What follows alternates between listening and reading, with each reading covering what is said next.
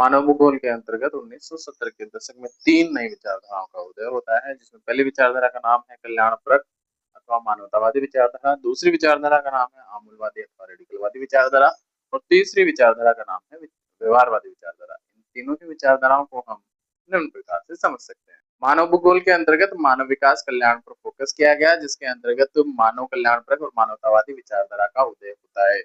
इस विषय वस्तु के अंतर्गत मानव के विकास पर ही मुख्य रूप से बल दिया गया, जिसमें मनुष्य के आवास, स्वास्थ्य और शिक्षा जैसे मुद्दों को हमने शामिल किया है।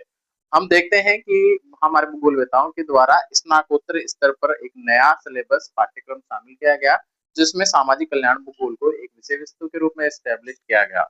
आने वाली क्लासों में आप सामाजिक कल्याण भूगोल का अध्ययन करेंगे। मानव भूगोल की एक नवीन विचारधारा, जिसको आमूलवादी या रेडिकलवादी विचारधारा के रूप में जाना जाता है। इस विचारधारा से संबंधित 12th बोर्ड एग्जाम में एक क्वेश्चन आपसे जरूर पूछा जाएगा।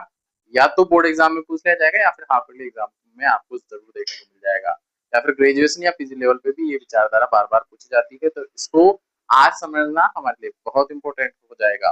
क्या होता है आमूलवादी और रेडिकलवादी विचारधारा, तो अपन देखेंगे कि जैसे वर्तमान परिस्थितियों में कोई भी वर्तमान परिस्थितियां जैसी भी है, उसमें अचानक से बदलाव या परिवर्तन होता है, इस व्यवस्था को ही हम आमूलवादी या रेडिकलवादी विचारधारा के रूप में जानते हैं।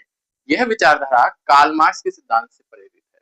कार्ल मार्क्स ने अपने सिद्धांत में कई बार उल्लेख किया है कि समाज में पूंजीवादी व्यवस्थाएं हैं, ये हमारे जो मध्यम वर्ग और हमारा जो श्रमिक वर्ग है उसका शोषण करता है, और इस पूंजीवादी व्यवस्था को खत्म करने के लिए हमें एक क्रांति की आवश्यकता है, क्रांतिकारी बदलाव की आवश्यकता है। इसलिए कार्ल मार्क्स ने वर्तमान सामाजिक परिस्थितियों में क्रांति के माध्यम से अचानक बदलाव की पहल करी थी। इस सिद्धांत को हम कार्ल मार्क्स का थ्योरी या सिद्धांत के रूप में जानते हैं।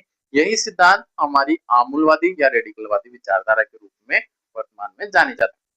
भूगोल के अंतर्गत हम एक अन्य विचारधारा, जिसे व्यवहारवादी विचारधारा के रूप में जाना जाता है, इसके बारे में अध्ययन करते हैं।